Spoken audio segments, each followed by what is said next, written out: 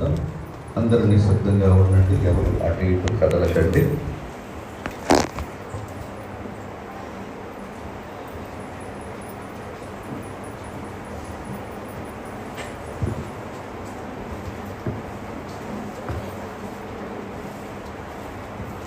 దేవుడికి స్తోత్రం. సంఘ కాపరి గారికి నా వందనాలు. మీకు అందరికీ క్రీస్తు నామాన నా శుభాలు, వందనాలు. పరిశుద్ధ దినం నాడు దేవుడి వాక్య భాగం గురించి కొంచెం మాట్లాడుకుందాం. మనము రోమా పత్రిక 8వ అధ్యాయము 14వ వచనము. రోమా పత్రిక 8వ అధ్యాయము 14వ వచనం చదువుకుందాము. దేవుడి ఆత్మ చేత ఎందరు నడిపింపబడుతురో వారందరూ దేవుని కుమారులై ఉందరు. పరిశుద్ధ గ్రంథంలో దేవుడు తన భావాన్ని స్పష్టంగా తెలియజేస్తున్నాడు. దేవుడి ఆత్మ చేత ఎంతమంది నడిపింపబడుతురో వాళ్ళందరూ దేవుని కుమారులు అనబడతారు. దేవుడి కుమారులు కుమార్తెలు. దేవుడి కుమారులు కుమార్తెలు అంటే దేవుడి ఆత్మ చేత నీ జీవితాన్ని నడిపించుకుంటూ ఉండాలి. దేవుడి ఆత్మ చేత నడిపించబడటమే క్రైస్తవ ఆధ్యాత్మిక జీవితంలో నీ దేవుడు కోరుకున్న జీవితం అని బైబిల్ గ్రంథం చెప్తుంది. మరి మనలో ఎంతమంది దేవుడి ఆత్మ చేత నడిపింపబడుతున్నారు? ఎంతమంది మన యొక్క ఆలోచన చొప్పున, మన మనసులో ఇష్టాల చొప్పున నడిపింపబడుతున్నామని మిమ్మల్ని మీరు పరిశీలించుకోండి. దేవుడైతే స్పష్టంగా ఇక్కడ ఏం చెప్తున్నాడంటే, దేవుడి ఆత్మ చేత నడిపింపబడే వాళ్ళు మాత్రమే దేవుడి కుమారులు, దేవుడి కుమార్తెలు, అంటే క్రైస్తవులు, క్రీస్తు యొక్క కుమారులు కుమార్తెలు అని చెప్తున్నారు. మనకి 2 రకాలమైన ఆత్మలు ఉంటాయి. భౌతికమైన, లౌకికమైన, శరీరానుసారమైన ఆత్మ. ఇది దేవుణ్ణి ఎరుగని ప్రజలు అందరిలో ఉంటుంది. వాళ్ళు తమ ఆలోచన చొప్పున ఎలా నడవాలి, ఎలా చేయాలి, జీవితాన్ని ఎలా రూపొందించుకోవాలి, అత్యద్భుతమైన స్థాయిలోకి ఎలా వెళ్ళాలని వాళ్ళ జ్ఞానము చేత, వాళ్ళ మనసు చేత, వాళ్ళ ఆలోచన చేత చివరి దాకా నడిపించుకుంటూ తమ జీవితాన్ని ముగిస్తారు. అయితే తమ ఆలోచనల కంటే భిన్నమైనది, శక్తివంతమైనది దేవుడి యొక్క ఆత్మ, దేవుడి ఆలోచనని, ఎవరైతే దేవుడి తత్వాన్ని, తమను సృజించిన ఆ సర్వోన్నతుడైన దేవుడిని నిజముగా నమ్ముకుంటారో వారు దేవుడికి లోబడతాం అనేది మొదలు పెడతారు. దేవుడికి లోబడతాం అనేది ఎప్పుడైతే మొదలు పెడతారో తమ ఆలోచనల్ని, తమ చిత్తాలని వదిలిపెట్టేసేసి దేవుడి చిత్తానికి లోబడతాము, దేవుడు చెప్పినట్లు జీవించడము, ఆయన ఆజ్ఞానుసారముగా ఆయన ఎలాగైతే జీవించమన్నాడో తన జీవితంలో అలా జీవిస్తూ కొంతకాలానికి తమ చిత్తాన్ని, తమ ఆలోచనల్ని, తమ ఆశల్ని, తమ కోరికల్ని, తమ అంతకుముందు ప్రాచీన స్వభావాన్ని వదిలిపెట్టి దేవుడి యొక్క చిత్తము చొప్పున ఆయన ఆజ్ఞాపించినట్లు, ఆయన ఉపదేశించినట్లు, ఆయన ఆదేశించినట్లు నవీనమైన దేవుడి స్వభావాన్ని సంతరించుకొని దేవుడి ఆత్మ చేత నడిపించబడతారు అనేది బైబిల్ సత్యం. మరి ఎంతమంది మన గత స్వభావాన్ని, అంటే దేవుడి దగ్గరికి రాకముందు మనలో ఉన్న స్వభావాన్ని వదిలివేసి దేవుడికి లోబడి దేవుడి చిత్తానుసారముగా జీవిస్తూ దేవుడి ఆత్మతో నడిపింపబడుతున్నారో దేవుడి యొక్క గ్రంథ ప్రకారము వారే దేవుడి కుమారులు, దేవుడి కుమారులు. అంటే ఆధ్యాత్మిక జీవితంలో క్రైస్తవులుగా, దేవుడి రాజ్యానికి వారసులుగా వారిని మాత్రమే దేవుడు లెక్కిస్తాడు అన్న సత్యాన్ని మీరు తెలుసుకోవాలి. ఇదే అధ్యాయంలో 8వ అధ్యాయంలో 9వ వచనం చూస్తే, దేవుడి ఆత్మ మీలో నివసించి ఉన్న ఎడల మీరు ఆత్మ స్వభావము కలవారే కానీ శరీర స్వభావం కలవారు కాదు. ఎవడైనను క్రీస్తు ఆత్మ లేని వాడైతే వాడాయన వాడు కాదు. అంటే ఆత్మానుసారముగా జీవించేవాళ్ళు, దేవుని ఆత్మ మీలో నివసిస్తేనే, అంటే పరిశుద్ధాత్మ అనేది మీరు పొంది ఉంటేనే, ఆ ఆత్మ మీరు నివసిస్తుంటేనే, ఆ ఆత్మ మీ జీవితాన్ని శాసిస్తూ నడిపిస్తూ ఉంటేనే మీరు క్రీస్తు ఆత్మ ద్వారా, క్రీస్తు ఆత్మ లేని వాడైతే వాడాయన వాడు కాదంటున్నాడు. ఎంతమంది మీ దేవుడి ఆత్మ చేత, దేవుడి ప్రేరేపణ చేత నీ జీవితాన్ని ముందుకు కొనసాగిస్తున్నావు అనే సత్యాన్ని తెలుసుకోండి. క్రీస్తు ఆత్మ లేని వాడైతే వాడు ఆయన వాడు కాదు అని చెప్పి బైబిల్ గ్రంథం చెప్తుంది. మరి మీరు దేవుడి యొక్క ఆత్మని పొందారా? దేవుడిస్తాన్న పరిశుద్ధాత్మని పొందుకొని ఆత్మీయ జీవితంలో ముందుకు నడిపింపబడుతున్నారా లేదనేది మిమ్మల్ని మీరు పరిశీలించుకొని మీ హృదయాంతరంగంలో దేవుడితో సరైన సమాధానం మీరు మాకు చెప్పాల్సిన అవసరం లేదు. దేవుడు బైబిల్ గ్రంథంలో చెప్పిన దానికి ఆయనకి సమాధానం చెప్పుకుంటే చాలు జవాబుదారీగా. మరి అదే 11వ వచనం చూసినట్లయితే, మృతులలో నుండి యేసును లేపిన వాని ఆత్మ మీలో నివసించిన ఎడల, మృతుల్లో నుండి క్రీస్తు యేసును లేపినవాడు చావునకు లోనైన మీ శరీరమును కూడా మీలో నివసించుచున్న తన ఆత్మ ద్వారా జీవింపచేయును అంటాడు. యేసుక్రీస్తు చనిపోయాడు. 3వ రోజు నాడు మృత్యుంజయుడిగా లేయటానికి దేవుడి యొక్క ఆత్మ పనిచేసింది. అంటే చనిపోయిన వ్యక్తిని కూడా సజీవుడుగా జీవింపచేసేటట్టు చేయగలిగిన ఆ ఆత్మ యొక్క శక్తి ద్వారా యేసుక్రీస్తు తిరిగి పునరుత్థానుడై లేచాడు. అలాంటి ఆత్మ మీకు కూడా దయచేస్తున్నాడు. కాబట్టి మీరు కూడా ఆత్మీయంగా జీవించాలి అని చెప్పి దేవాది దేవుడు చెప్తూ, అలాంటి పరిశుద్ధాత్మను కలిగిన ఆత్మీయ జీవితం మీరు నేను కలిగి ఉండాలనుకుంటున్నారు. ప్రియమైన దేవుని బిడ్డలారా, జీవింపచేసే ఆత్మ, మిమ్మల్ని సజీవులను చేయగలిగిన ఆత్మ, మిమ్మల్ని శక్తిమంతులుగా చేయగలిగిన ఆత్మ, మిమ్మల్ని శరీరమైన ఈ లౌకికమైన ఆశల నుంచి ఆత్మీయమైన ఆయన మార్గంలో ఆయనతో పాటు నడిపింప చేయగలిగిన శక్తి కలిగిన ఆత్మను మీరు పొందుకొని మీ ఆత్మీయ జీవితంలో క్రైస్తవులుగా మీరు జీవిస్తున్నట్లయితే మీరు క్రైస్తవులు, దేవుని కుమారులు కుమార్తెలు అని బైబిల్ గ్రంథం చెప్తుంది. మరి మనం ఎలా ఉన్నాం అనేది మనల్ని మనం పరిశీలించుకుందాం. నేను దేవుని ఆత్మను పొందానా? బైబిల్ గ్రంథాన్ని మనం నిశితంగా పరిశీలించినట్లయితే 29 గ్రంథాలు ఉంటాయి. 27లో మొదటి 4 సువార్తలు, తర్వాత దేవుడి యొక్క శిష్యులు చేసిన కార్యాలు చివరి యోధా పత్రిక వరకు ఉంటాయి. తర్వాత ప్రకటన గ్రంథము దేవుడి రాకడ గురించి ఉంటుంది.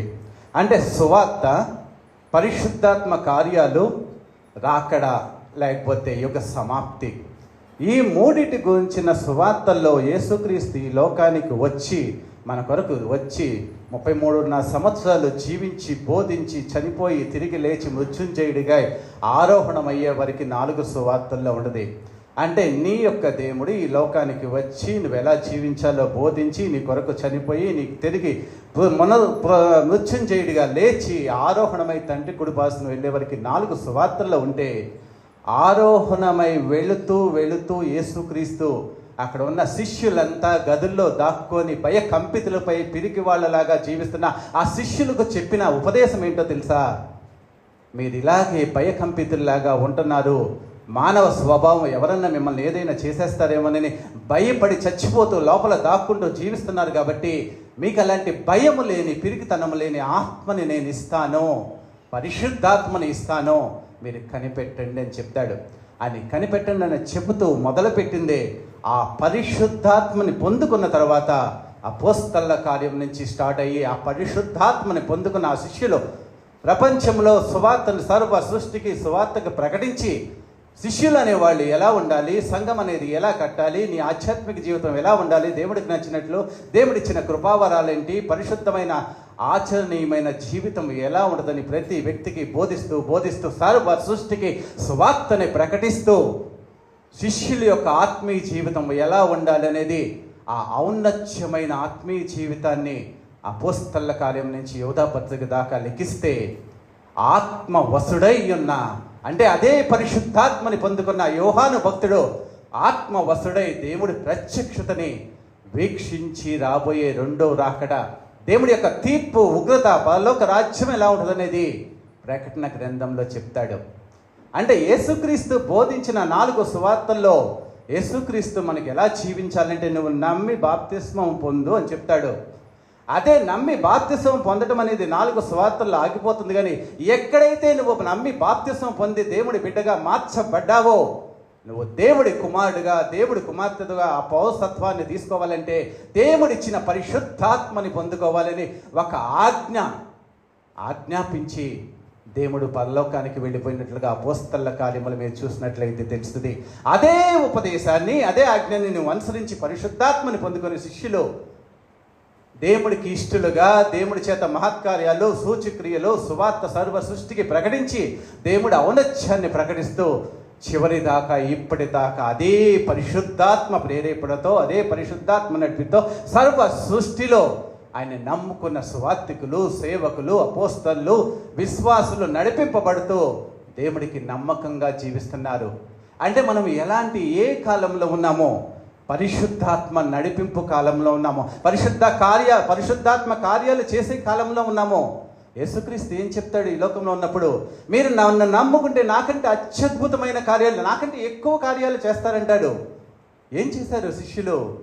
యేసుక్రీస్తు ఉన్నప్పుడు, యేసుక్రీస్తు ప్రసంగిస్తుంటే చాలామంది విన్నారు కానీ వెళ్ళిపోయారు. సిలువ దగ్గర చనిపోయేటప్పుడు ఒక యోహాను, కొంతమంది ఆడపిల్లలంటే ఆయన నమ్ముకున్న శిష్యురాళ్ళు ఉన్నారే కానీ ఏ వ్యక్తి లేడు. అదే నాకంటే అత్యద్భుతమైన కార్యాలను మీరు పరిశుద్ధాత్మ పొందుకున్న తర్వాత చేస్తారని చెప్పిన ఆ దేవుడు ఎప్పుడైతే పెంతెకొస్తు దినము నాడు పరిశుద్ధాత్మని సంఘానికి ఇచ్చాడో, పేతురు ప్రసంగిస్తే 3,000 మంది మార్చబడినట్లుగా బైబిల్ గ్రంథం చెప్తుంది. యేసుక్రీస్తు జీవితంలో 1,000 మందికి భోజనాలు పెట్టాడు. 3,000 మందికి, 5,000 మందికి, లక్షల మందికి ఆయన బోధించాడు. కానీ ఏ వ్యక్తి కూడా చనిపోయేటప్పుడు యేసుక్రీస్తు దగ్గర నీ కొరకు మేము కూడా చనిపోతామని యోహాన్ తప్ప ఏ వ్యక్తి లేడు. కానీ అంటే అంతకంటే అత్యద్భుతమైన కార్యాలని నీ జీవితంలో నువ్వు చేయాలంటే పరిశుద్ధాత్మని నువ్వు పొందుకొని ఉండాలి అన్న సత్యాన్ని మనం తెలుసుకోవాలి. దేవుడిచ్చిన ఆత్మ, దేవుడు తన ఆత్మని నీకు ఇస్తానంటున్నాడు. ఈ లోకంలో నువ్వు వేరే దేశం వెళ్తావు, ఆ దేశంలో భాష రాదు, ఆ దేశంలో నువ్వు ఎక్కడికి వెళ్ళాలో తెలియదు, ఏది స్థలాలు తెలియదు, ఎక్కడ ఎవరు విఐపీలో ఎవరు లేని వాళ్ళు, ఏది స్థలానికి వెళ్తే నీకు అపయాగమో, ఏ స్థలము మంచిగా ఉండదో నీకు తెలియదు. కానీ అక్కడికి వెళ్ళాక ఒక గైడ్ని పెట్టుకుంటావు. ఆ గైడు ఆ దేశపు భాష తెలిసిన వ్యక్తిగా, ఆ దేశం గురించి పూర్తిగా తెలిసిన వ్యక్తిగా, నిన్ను సరిగ్గా నడిపించగలిగిన వ్యక్తిగా ఉండి నిన్ను పట్టుకొని ప్రతి స్థలము నడిపిస్తూ నీకు దాంట్లో ఉన్న మనోహరమైన దృశ్యాలను చూపిస్తూ నీకు నష్టం కలగకుండా నిన్ను జాగ్రత్తగా కాపాడుతూ నడిపిస్తూ వెళ్తూ ఉంటాడు. ఆధ్యాత్మిక జీవితం అనే ఈ యుద్ధ పోరాటంలో సైతాను, దురాత్మ శక్తులు, మన వ్యతిరేకులు, ఈ లోకంలో ఉన్న సాతానీయ శక్తుల యొక్క మాయోపాయముల చేత మనము వ్యతిరేకించబడుతూ వాడితో పోరాడుతున్నప్పుడు యేసు క్రీస్తు తన యొక్క పరిశుద్ధాత్మను నీకిచ్చి వాటన్నిటినీ జయించి జయ జీవితం కలిగిన వ్యక్తిగా ముందుకు సాగడానికి కావాల్సిన శక్తిని నీకు ఇస్తానని చెప్పాడు. ప్రియమైన దేవుని బిడ్డ, నువ్వు బాప్తిస్మం పొందిన తర్వాత పరిశుద్ధాత్మ అనుభవం నీకు ఉన్నదా లేదా అనేది బైబిల్ గ్రంథం చదువు. అంటే నువ్వు యోహాను సువార్త వరకే నీ జీవితాన్ని నువ్వు అనుసరిస్తున్నావు, కానీ అంతకు మించి ఒక అడుగు కూడా ఆధ్యాత్మిక జీవితంలో ముందుకు నడవట్లేదు అన్న సత్యాన్ని మీరు తెలుసుకోండి. యేసుక్రీస్తు వెళ్ళిపోతూ ఏం చెప్తాడో తెలుసా? యేసుక్రీస్తు యోహాను సువార్త 14, 15, 16 అధ్యాయాల్లో పరిశుద్ధాత్మ యొక్క విశేషమైన గుణాల గురించి చెప్తాడు. పరిశుద్ధాత్మని నేను మీకు ఇస్తాను, అది మిమ్మల్ని చక్కగా నడిపించిద్ది, మంచిగా మిమ్మల్ని నడిపించిద్ది, సాక్ష్యం ఇచ్చేటట్లుగా చేసిద్ది, సర్వ సత్యంలోకి నడిపిస్తుంది. కాబట్టి దానికోసం మీరు ప్రయత్నించండి అని చెప్తూ అపోస్తలుల కార్యంలో ఏం చెప్తాడంటే, అపోస్తలుల కార్యములు 1వ అధ్యాయము 4వ వచనము ఆయన చెప్తాడు, ఆయన వారిని కలుసుకొని ఇలాగ ఆజ్ఞాపించెను, మీరు యెరూషలేము నుండి వెళ్ళక నా వలన వినిన తండ్రి యొక్క వాగ్దానం కొరకు కనిపెట్టుడి. యోహాను నీళ్లలో బాప్తిస్మం ఇచ్చిన కానీ కొద్ది దినముల్లోగా మీరు పరిశుద్ధాత్మలో బాప్తిస్మం పొందేదు. ఆయన వారిని కలుసుకొని ఇలాగూ ఆజ్ఞాపించాడు. ఆజ్ఞ దేవుడు సరదాగా చెప్పలేదు నువ్వు పరిశుద్ధాత్మను పొందుకో అని. నేను ఉచితంగా నీకు ఇచ్చేస్తానని చెప్పలేదు. నీకు ఆజ్ఞాపించాడు. నువ్వు అది పొందాల్సిందే. నీ ఆధ్యాత్మిక జీవితంలో ముందుకు నడవాలంటే, ఒక అడుగు వేయాలంటే బాప్తిసం తీసుకున్న తర్వాత యేసుక్రీస్తు ఎప్పుడైతే ఆరోహణమై పైకి వెళ్ళిపోయిన తర్వాత 40 దినాలు వాళ్ళకి కనపడుతూ, వాళ్ళని ఆదరిస్తూ, వాళ్ళకి కావాల్సిన ఆదరణకరమైన వాక్యాలు చెప్పి ఆరోహణమై వెళ్ళిపోతూ వాళ్ళకి చెప్పిన వాక్యం ఏంటో తెలుసా? ఆజ్ఞ ఏంటో తెలుసా? మీరు కనిపెట్టండి, నేను నీకు ఆత్మనిస్తాను, పరిశుద్ధాత్మనిస్తాను, అగ్నిలో బాప్తిసం ఇస్తానని చెప్తే ఆ బాప్తిస్మం కోసము వాళ్ళు 10 దినాలు కనిపెట్టినట్లుగా ఉంటుంది. యేసుక్రీస్తు మృత్యుంజయుడే లేచిన తర్వాత 40 దినాలు వాళ్ళకి కనబడ్డాడు. తర్వాత 10 దినాలు వాళ్ళు కనిపెడితే ఆ 10వ దినము నాడు వాళ్ళు కనిపెట్టిన విధానాన్ని మీరు చూసుకోవాలి. 10వ దినము నాడు వాళ్ళు ఎలా కనిపెడుతున్నారు? అపోస్తలుల కార్యంలో 1వ అధ్యాయం 14వ వచనం మీరు చూసినట్లయితే, వీరందరూ వీరితో కూడా కొందరు స్త్రీలను యేసు తల్లి అయ్య మరియయు ఆయన సహోదరులు ఏక మనస్సుతో ఎడతెగక ప్రార్థన చేస్తున్నారు. దేవుడు ఏం ఆజ్ఞాపించాడు? కనిపెట్టమన్నాడు. ఆజ్ఞాపించింది ఏంటి? మీరు యెరూషలేము నుండి వెళ్ళక నా వలన వెళ్ళిన తండ్రి యొక్క వాగ్దానం కొరకు కనిపెట్టండి. అంటే అది నేను ఇస్తాను, మీరు ఇచ్చేదాకా పొందుకునేదాకా కనిపెట్టండి, కనిపెట్టండి, కనిపెట్టండి. నేను ఇచ్చే వరకు మీరు కనిపెట్టాల్సిందే. అది ఒక రోజులో ఒక క్షణంలో రాదు. కానీ నీ హృదయ అంతరంగంలో దేవుడికి నచ్చిన యొక్క విశ్వాసాన్ని కానీ, నీలో ఉన్న మంచితనాన్ని కానీ, నువ్వు అడిగే విధానాన్ని కానీ, వదన్నిటిని చూసి దేవుడి నీకు అది ఇస్తాను, కనిపెట్టండి, అప్పుడు నీకు ఆత్మతో అగ్ని బాప్తిస్మాన్ని ఇస్తానని చెప్తాడు. అగ్ని బాప్తిస్మాన్ని నీకు ఆత్మనిస్తానని చెప్తాడు. కనిపెట్టమన్నాడు. మరి శిష్యులు ఏం చేశారు? వెళ్ళారు. 10 రోజులు ఏక మనసుతో ఎడతెగక ప్రార్థన చేస్తూ ఉంటారు. అంటే దేవుడు చెప్పిన తర్వాత వెంటనే వెళ్ళిపోయి దేవాలయానికి వెళ్ళిపోయినట్లుగా ఉంటుంది. దేవాలయంలో 10 దినాలు ఏక మనసుతో ఎడతెగక ప్రార్థన చేస్తూ, దేవా మాకు శక్తి గల ఆత్మనిస్తానన్నావు కదా, ఆత్మీయ జీవితంలో మమ్మల్ని నడిపించడానికి గల ఆత్మనిస్తావు కదా, ఆత్మనిస్తావు కదా, మమ్మల్ని అలాంటి పరిశుద్ధాత్మని, అలాంటి అగ్ని బాప్తిస్మాన్ని నాకు ఇవ్వు, నీ ఆత్మతో అభిషేకించు అని 10 రోజులు వాళ్ళు దేవుణ్ణి వేడుకుంటే, ఆ పెంతెకోస్తు దినమనాడు 2వ అధ్యాయం 1వ వచనంలో అందరూ ఒక చోట కూడి ఉండగా అంటది. ఎవరికి పడితే వాళ్ళు కాదు, అందరూ ఒకే చోట కూడి ఉండి ఏక మనసుతో ప్రార్థన చేస్తూ ఉన్నప్పుడు ఆకాశం నుంచి అగ్ని, అంటే పరిశుద్ధాత్మ అగ్ని రూపంలో వాళ్ళ మీదకి వచ్చి వాలినట్లుగా ఉంటుంది.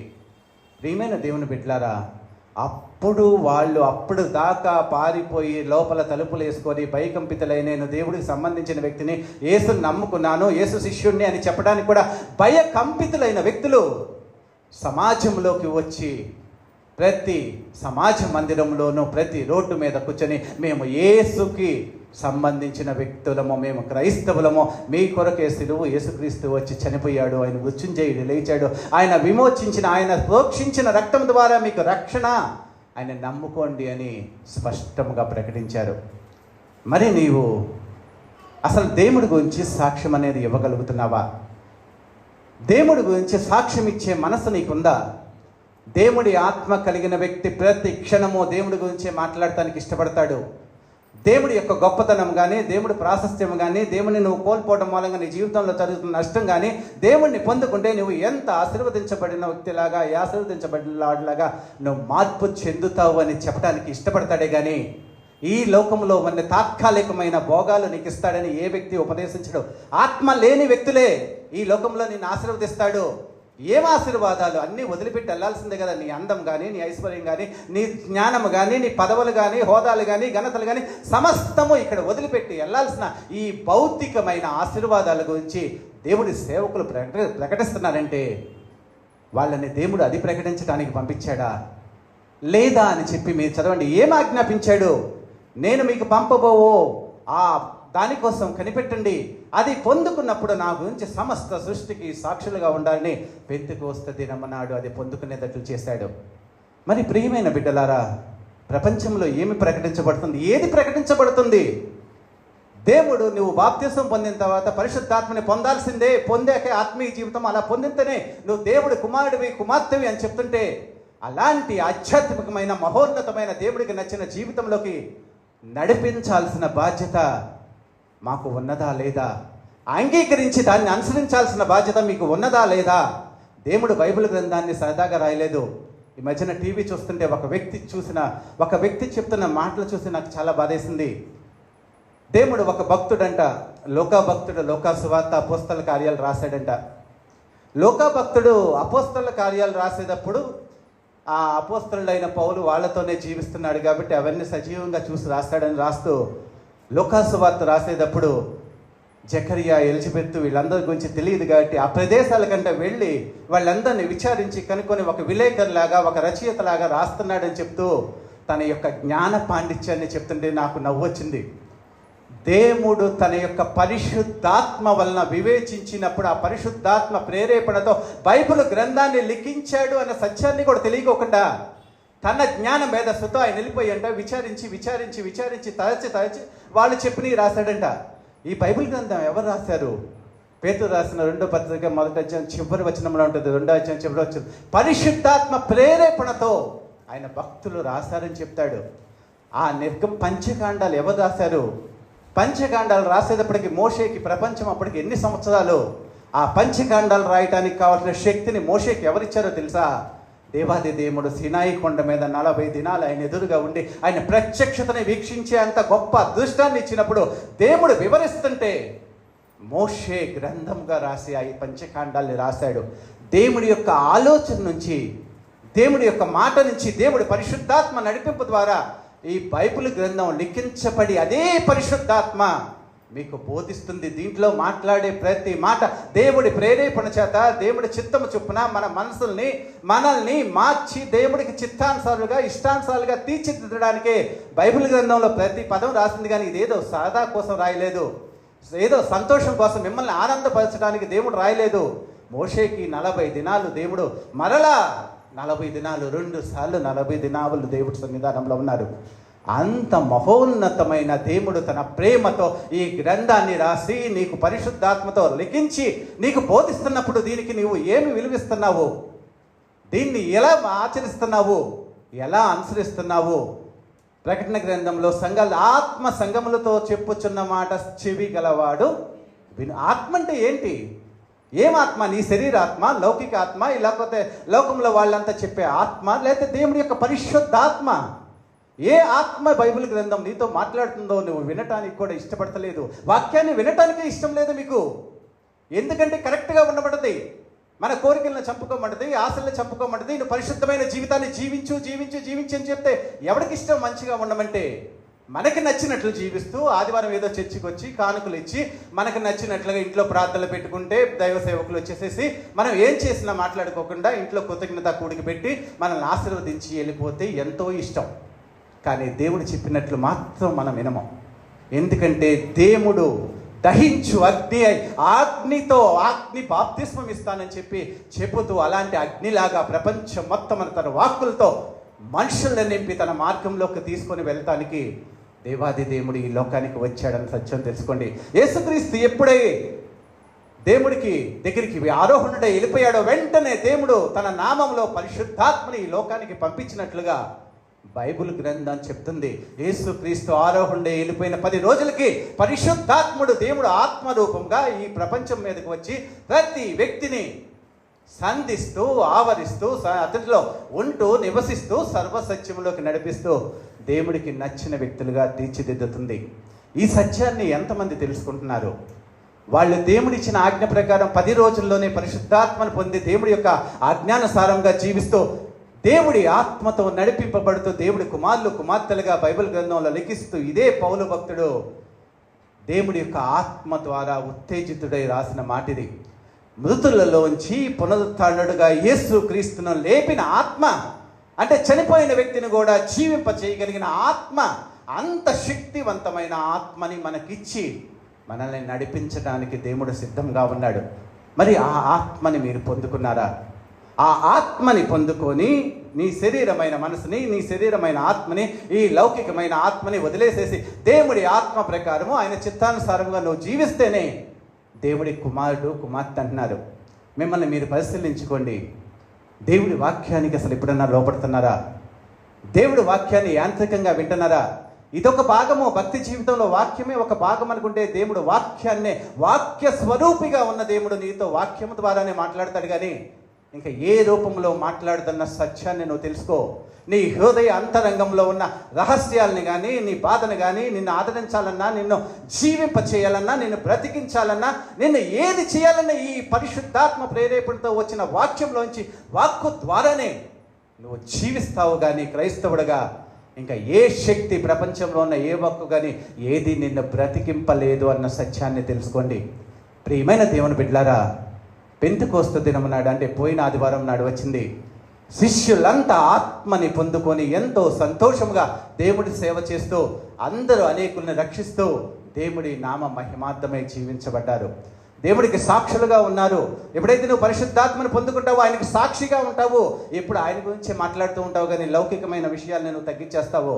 లౌకికమైన ఆలోచనలు, లౌకికమైన కోరికలు, లౌకికమైన ఘనతలు, గొప్పలు అనేది నీ యొక్క మాటల నుంచి తగ్గిపోయి దేవుడి యొక్క ప్రస్తావన వస్తూ దేవుడి యొక్క గొప్పతనాన్ని తన నీ జీవితంలో చేసినవేంటి, ఇంకా చేయాల్సిన ఏంటి, ఆయన కొరకు నువ్వు ఎలా జీవించాలి, ఆ జీవితంలో ఉన్న మాధుర్యము దేవుడు నిన్ను అప్పుడు ఎంత మహోన్నతంగా హెచ్చిస్తాడు అన్న విషయాల గురించి ఎక్కువ ఆలోచిస్తూ ఉంటావు. అంతేగాని ఒకళ్ళ మీద ఒకళ్ళు పెత్తనాలు చేయటాలు, ఒకళ్ళ సాధించడాలు, నీకంటే నేను గొప్ప అనుకోవటాలు కానీ ఇలాంటివి ఏమీ లేవు. మామూలుగా ఇదే రోమీయులు రాసిన పత్రిక 5వ అధ్యాయం 5వ వచనం ఒకసారి చదువుకుందాము. రోమీయులకు రాసిన పత్రిక 5వ అధ్యాయం 5వ వచనము.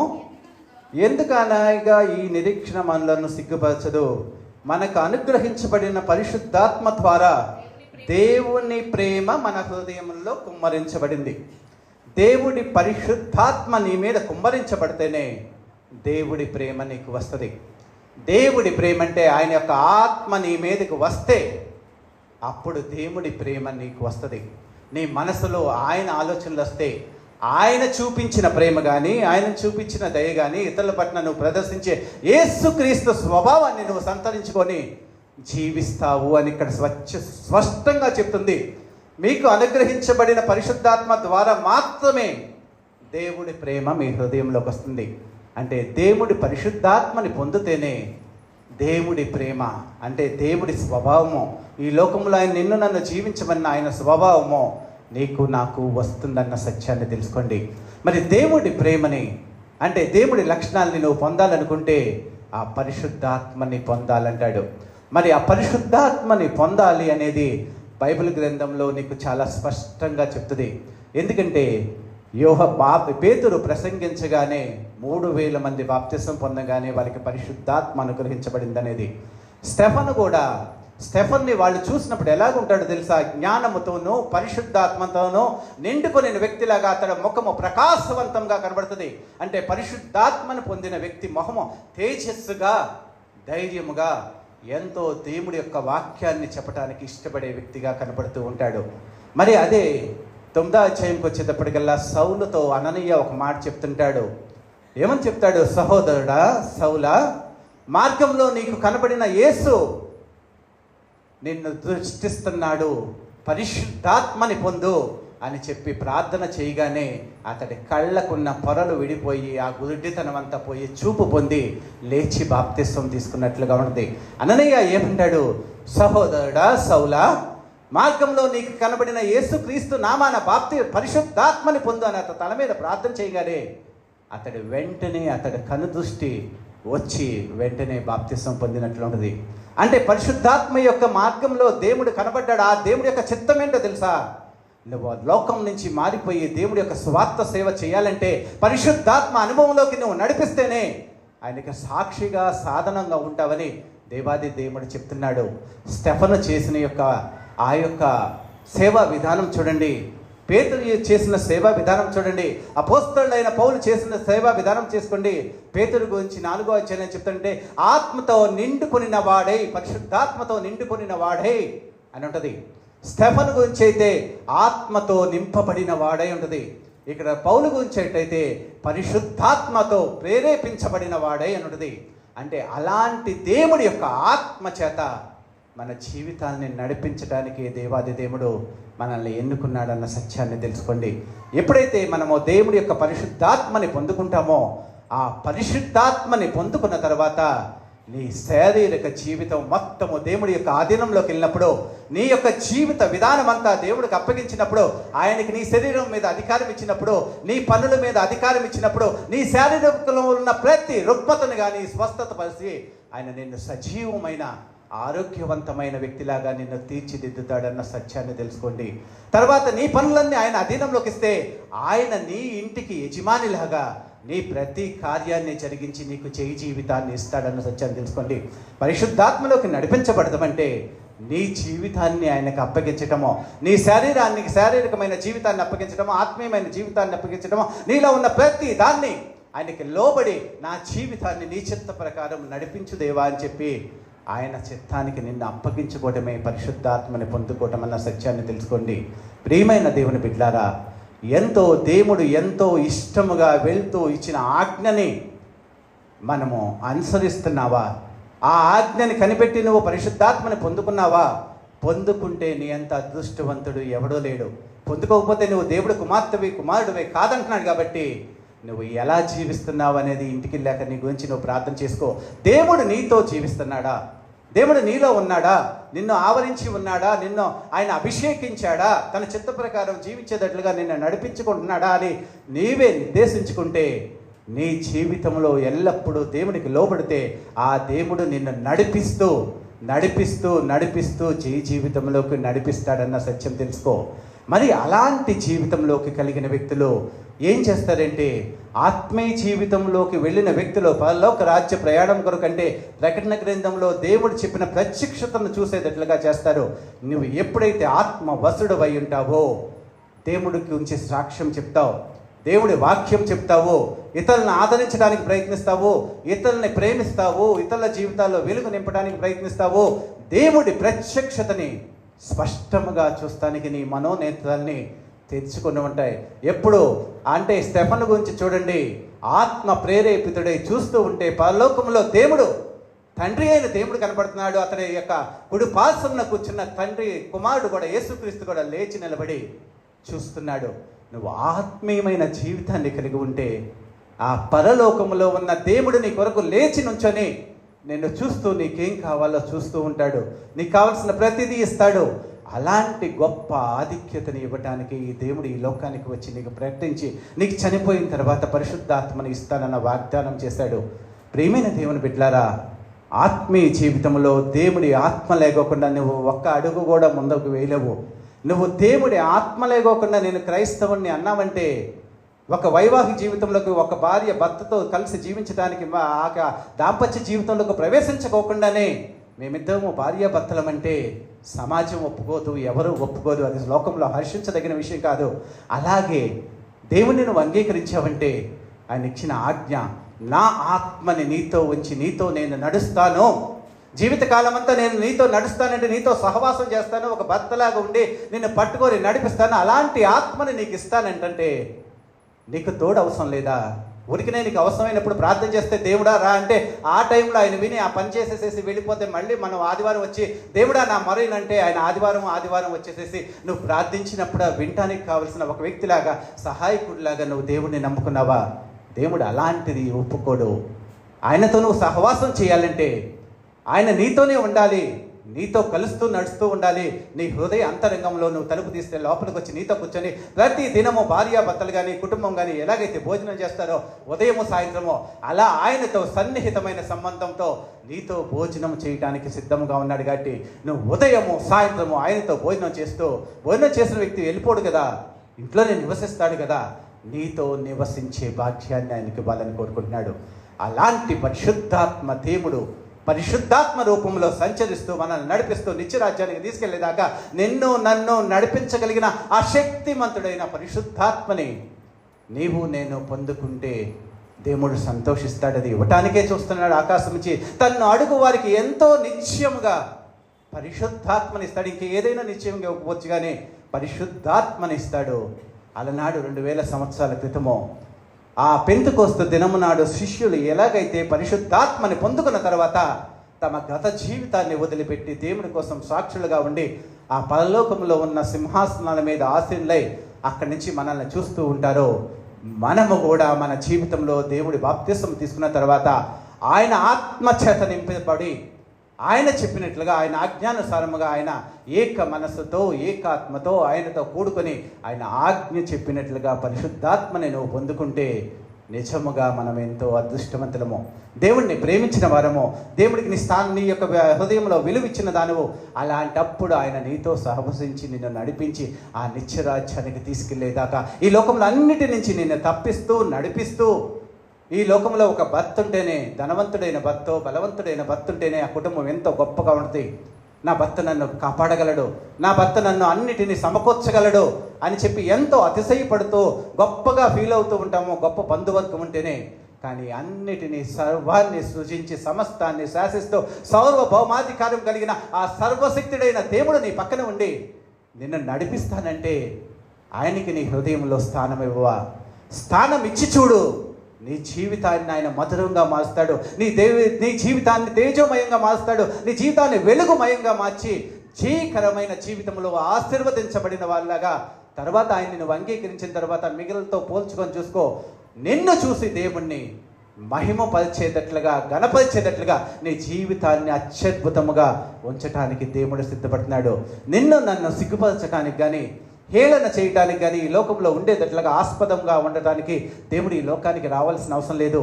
ఆయన పరిశుద్ధాత్మను ఇవ్వాల్సిన అవసరం లేదు. కానీ మనల్ని గొప్ప వ్యక్తులుగా తీర్చిదిద్ది తన నామానికి మహిమ కలుగు చేసుకునేటట్లుగా తీర్చిదిద్దటానికే తన యొక్క పరిశుద్ధాత్మని, అంటే అగ్ని లాంటి ఆత్మని, ధైర్యము కలిగిన ఆత్మని, శక్తి కలిగిన ఆత్మని, బలము కలిగిన ఆత్మని నీకు నాకు ఇచ్చి నడిపిస్తున్నాడు. మరి అలాంటి ఆత్మని నీవు కావాలనుకుంటున్నావా? అలాంటి ఆత్మను పొంది నువ్వు ఆత్మీయ జీవితంలో ముందుకు సాగాలనుకుంటే దేవుడి ఎదుట సాగిలపడు. అయ్యా, నేను వట్టి బాప్తిస్మే తీసుకున్నాను, నీతో రక్షణలో ఉంటే పరలోక రాజ్యానికి వెళ్తామని ఎవరో చెప్పారు, చెప్పబట్టి అంతవరకే ఆగిపోయాం. కానీ అంతకు మించి ఒక అడుగు కూడా ముందుకెళ్ళిపోయేగా మా అవసరాల కోసమే నీ దగ్గర ప్రార్థన చేస్తే వింటావు, తర్వాత మా పనుల్లో మేము ఉండొచ్చని అనుకుంటున్నాము. అదే క్రైస్తవ్యం అనుకుంటూ ఒక భ్రమల్లో బ్రతుకుతున్నామో, అలాంటి భ్రమల నుంచి మమ్మల్ని తీసుకురా. మా చేతుల్ని, మా జీవితాన్ని, మా సర్వాన్ని నీ చిత్తానికి అప్పగించుకుంటూ నీవు మమ్మల్ని చేయి పట్టి నడిపించుకుంటే అలా నడిచే జీవితంలోకి మమ్మల్ని మార్చు. అలాంటి బిడ్డలనే నువ్వు క్రైస్తవులు అంటున్నావు కదా, అలాంటి బిడ్డలుగా మమ్మల్ని మార్చు అని దేవుడి సన్నిధిలో ప్రార్థించండి. దేవుడు తన పరిశుద్ధాత్మని మీకు అనుగ్రహించి మీ జీవితంలో ఎటువంటి దిగులు కానీ, బాధ కానీ ఏదొచ్చినా ఆయనే ఆదరించి, ఏ వ్యక్తి నిన్ను ఆదరించాల్సిన అవసరం లేదు. నీలో ఉన్న పరిశుద్ధాత్ముడే నిన్ను ఆదరించి ధైర్యం చెప్పి నీ జీవితాన్ని ఆయనే చక్కదిద్ది నిన్ను నడిపిస్తూ, అంతం వరకు నడిపిస్తూ నిత్య రాజ్యంలో సదాకాలము తండ్రితో ఉండే భాగ్యాన్ని కలిగించే శక్తి ఆ పరిశుద్ధాత్ముడికి ఉంది. మరి నిన్ను పరలోక రాజ్యానికి తీసుకెళ్ళగలిగిన, ఆ దేవుడి సన్నిధానంకి చేర్చగలిగిన ఆ శక్తిని ఆయన నీకు ఇస్తానని ఆయనే చెప్తున్నాడు. ఆయనే ప్రామిస్ చేశాడు, ఆయనే వాగ్దానం చేశాడు, ఆయనే నీకు వరముగా ఇస్తానంటున్నాడు. ఆయన ఇస్తానన్న వరాన్ని నువ్వు స్వీకరిస్తావో, ఆయన ఇస్తానన్న వాగ్దాన్ని నువ్వు స్వతంత్రించుకుంటావో, ఆయన రాజ్యానికి వారసులుగా ఉండే యోగ్యత నువ్వు కలిగి ఉంటావో లేదనేది నీ నిర్ణయం మీదే ఆధారపడి ఉంటుంది. ఆయన ఆజ్ఞాపించాడు, అగ్ని బాప్తిస్మమును పొందని. అగ్ని బాప్తిస్మం పొందుతూనే ఈ లోకంలో నువ్వు చేయి జీవితంలో ఉంటావు, ఆత్మీయ జీవితంలో ఉండి. మీరు అలాంటి దానికోసం కనిపెట్టి దేవుడి అగ్ని బాప్తిస్మాన్ని పొంది ఆత్మీయముగా దేవుడు మీతో కలిసి జీవించి, నివసించి, మీతో సంచరిస్తూ, మీతో సహవాసం చేస్తూ ఆయన మిమ్మల్ని తన చేయి పట్టుకొని ఒక తండ్రిలాగా, ఒక భర్తలాగా, ఒక స్నేహితుడిలాగా మిమ్మల్ని నడిపించుకుంటూ ఈ జీవిత కాలమంతా ఆయన ప్రొటెక్షన్లో మీరు జీవించేటట్లుగా అలాంటి కృపను పొందాలంటే ఆయన పరిశుద్ధాత్మని మీరు పొందుకోవాలి. అలాంటి కృపను దేవుడు మీకు అనుగ్రహించి మీ జీవితాల్లో సంతోషాన్ని, సమాధానాన్ని, శాంతిని, ఆశీర్వాదాన్ని అనుగ్రహించునుగాక. ఆమేన్.